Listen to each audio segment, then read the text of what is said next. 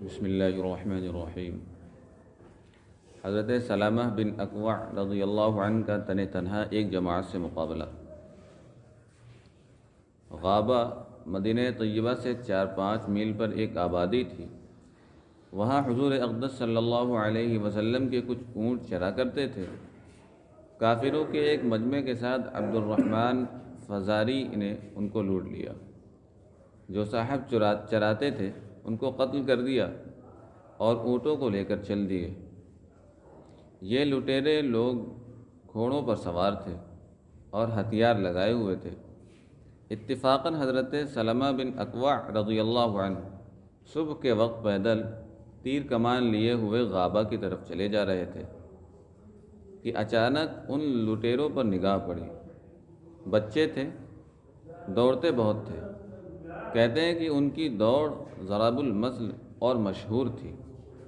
یہ اپنی دوڑ میں گھوڑے کو پکڑ لیتے تھے اور گھوڑا ان کو نہیں پکڑ سکتا تھا۔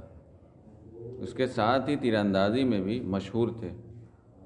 حضرت سلمہ بن اکوع رضی اللہ عنہ نے مدینہ منورہ کی طرف منہ کر کے ایک پہاڑی پر چڑھ کر لوٹ کا اعلان کیا اور خود تیر کمان ساتھ تھی ان لٹیروں کے پیچھے دوڑ لیے، حتیٰ کہ ان کے پاس تک پہنچ گئے اور تیر مارنے شروع کیے اور اس پھرتی سے دمادم تیر برسائے کہ وہ لوگ بڑا مجمع سمجھے، اور چونکہ خود تنہا تھے اور پیدل بھی تھے، اس لیے جب کوئی گھوڑا لوٹا کر پیچھے کرتا تو کسی درخت کی آڑ میں چھپ جاتے اور آڑ میں سے اس کے گھوڑے کو تیر مارتے، جس سے وہ زخمی ہوتا اور وہ اس خیال سے واپس جاتا کہ گھوڑا گر گیا تو میں پکڑا جاؤں گا۔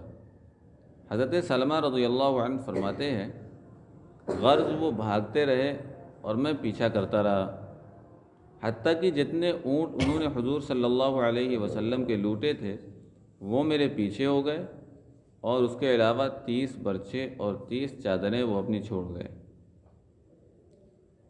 اتنے میں عیینہ بن حصن کی ایک جماعت مدد کے طور پر ان کے پاس پہنچ گئی اور ان لٹیروں کو قوت حاصل ہو گئی۔ یہ بھی ان کو معلوم ہو گیا کہ میں اکیلا ہوں۔ انہوں نے کئی آدمیوں نے مل کر میرا پیچھا کیا۔ میں ایک پہاڑ پر چڑھ گیا، وہ بھی چڑھ گئے۔ جب میرے قریب ہو گئے تو میں نے زور سے کہا کہ ذرا ٹھہرو، پہلے میری ایک بات سنو۔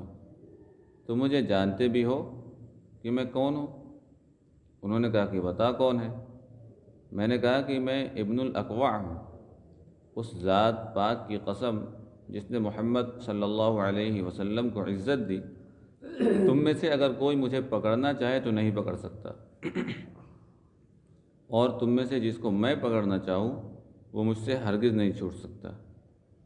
ان کے متعلق چونکہ عام طور سے یہ شہرت تھی کہ بہت زیادہ دوڑتے ہیں، حتیٰ کہ عربی گھوڑا بھی ان کا مقابلہ نہیں کر سکتا، اس لیے یہ دعویٰ کچھ عجیب نہیں تھا۔ سلمہ رضی اللہ عنہ کہتے ہیں کہ میں اسی طرح ان سے بات چیت کرتا رہا، اور میرا مقصود یہ تھا کہ ان لوگوں کے پاس تو مدد پہنچ گئی ہے، مسلمانوں کی طرف سے میری مدد بھی آ جائے کہ میں بھی مدینہ میں اعلان کر کے آیا تھا۔ غرض ان سے اسی طرح میں بات کرتا رہا اور درختوں کے درمیان سے مدینہ منورہ کی طرف غور سے دیکھتا تھا کہ مجھے ایک جماعت گھوڑ سواروں کی دوڑ کر آتی ہوئی نظر آئی۔ ان میں سب سے آگے اخرم اسدی رضی اللہ عنہ تھے۔ انہوں نے آتے ہی عبد الرحمن فزاری پر حملہ کیا اور عبد الرحمن بھی ان پر متوجہ ہوا۔ انہوں نے عبد الرحمن کے گھوڑے پر حملہ کیا اور پاؤں کاٹ دیے، جس سے وہ گھوڑا گرا، اور عبد الرحمن نے گرتے ہوئے ان پر حملہ کر دیا، جس سے وہ شہید ہو گئے، اور عبد الرحمن فوراً ان کے گھوڑے پر سوار ہو گیا۔ ان کے پیچھے ابو قتادہ رضی اللہ عنہ تھے۔ فوراً انہوں نے حملہ شروع کر دیا۔ عبد الرحمن نے ابو قتادہ رضی اللہ عنہ کے گھوڑے کے پاؤں پر حملہ کیا، جس سے وہ گرے، اور گرتے ہوئے انہوں نے عبد الرحمن پر حملہ کیا، جس سے وہ قتل ہو گیا، اور ابو قتادہ رضی اللہ عنہ فوراً اس گھوڑے پر جو اخرم اسدی رضی اللہ عنہ کا تھا اور اب اس پر عبد الرحمن سوار ہو رہا تھا، سوار ہو گئے۔ فائدہ: بعض تواریخ میں لکھا ہے کہ حضرت سلمہ رضی اللہ عنہ نے اخرم اسدی رضی اللہ عنہ کو حملے سے روکا بھی تھا کہ ذرا ٹھہر جاؤ، اپنا مجمع اور آنے دو، مگر انہوں نے فرمایا کہ مجھے شہید ہونے دو۔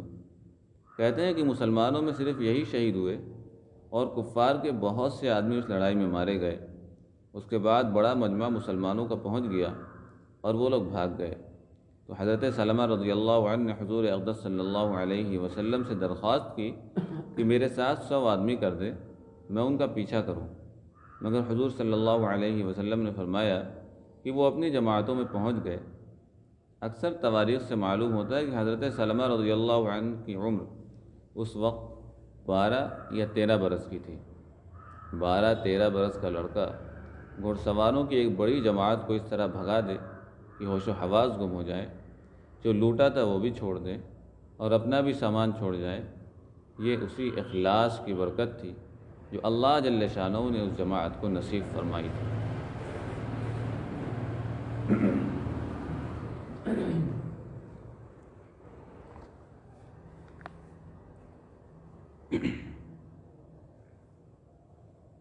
مسئلہ: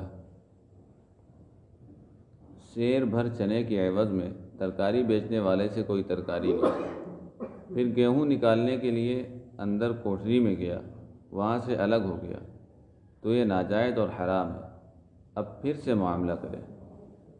سبحان اللہ وبحمدہ۔